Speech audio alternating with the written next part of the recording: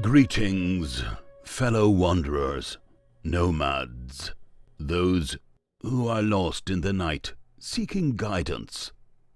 There are tales whispered in the dark corners of forbidden rooms, shadows that move with no body in front of the light.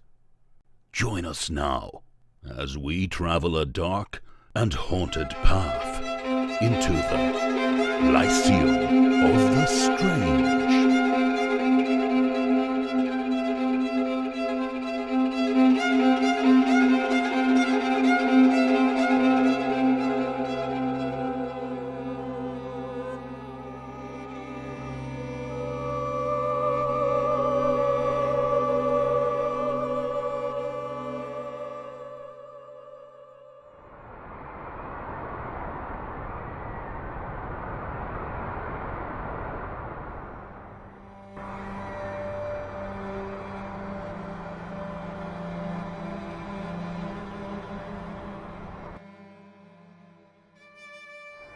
On a cloudy and eerily quiet autumn day, I had been passing alone through a particularly dreary copse of trees where I spent many of my childhood days.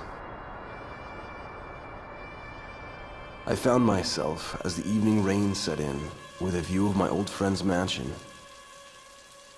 But with my first glimpse of the estate, a shadowy discomfort, like falling in a dream, arose in me. The house was in a horribly unkempt state, a dark reflection of its past.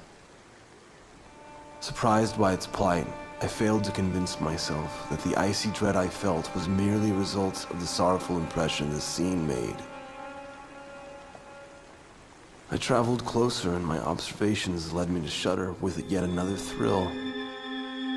The owner of this estate, my old friend from youth, Stanley Thomas, whom I had not seen in many years, had written me a letter weeks ago, detailing that he had been suffering from an unbearable mental illness, and that, being his only personal friend, my visit could surely bring some relief to his misery. With no room for hesitation, I traveled to provide my reply personally.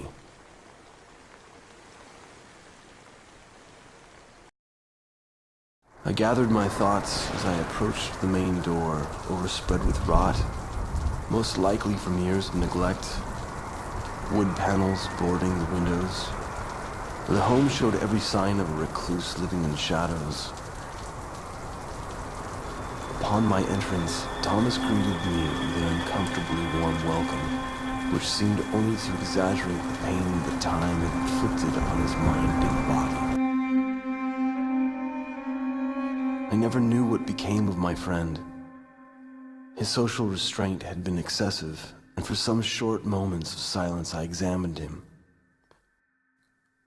His features were weathered with large dark circles around wandering his eyes, pale lips, and the worn-in expression of tired despair making his face stretched and old. Thomas entered at some length into the cause of his mental illness and the support he expected me to afford him, describing it as a curse deep-rooted and carried down through the generations, which afflicted him and his beloved cousin Clara, whom he'd rarely spoken of. He admitted that much of the particular gloom and nervousness of his condition was the approaching fate ahead, the passing of his cousin, his one and only companion. The disease of Lady Clara had long bewildered physicians, unable to diagnose her, and was akin to a gradual slow deterioration of a person. Clara's death, he said bitterly, would leave him all alone and the last remaining relative of the Thomas bloodline, a burden that haunted him to the core. As we spoke, she would pass through the halls like a faceless ghost, footfalls creaking the floorboards of the gloomy mansion. Many dark hours I spent alone in the old mansion, wondering if my attempts at reviving my dear friend's spirit had any impact. I would go to sleep having regular nightmares of his twitching eye.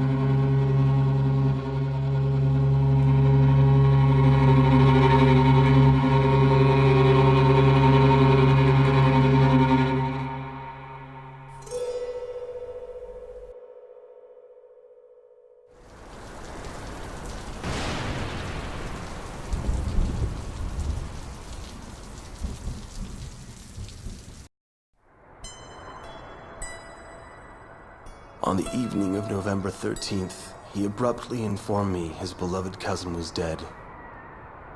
He strongly stated his intention to preserve the corpse in the underground cellar, and at the request of Stanley, I aided him in the arrangements of her entombment.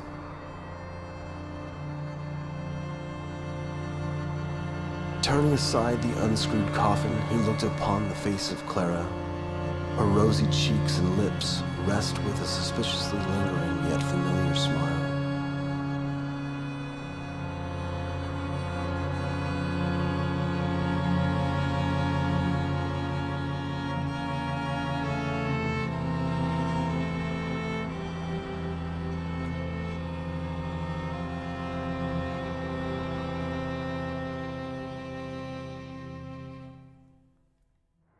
And now, some days of bitter grief having passed, an unusual anxiety setting between the two of us.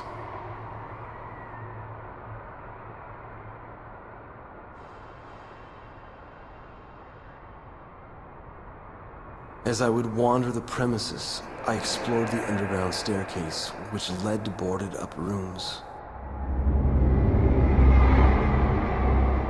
Strange sounds, unearthly sounds reverberated through the estate.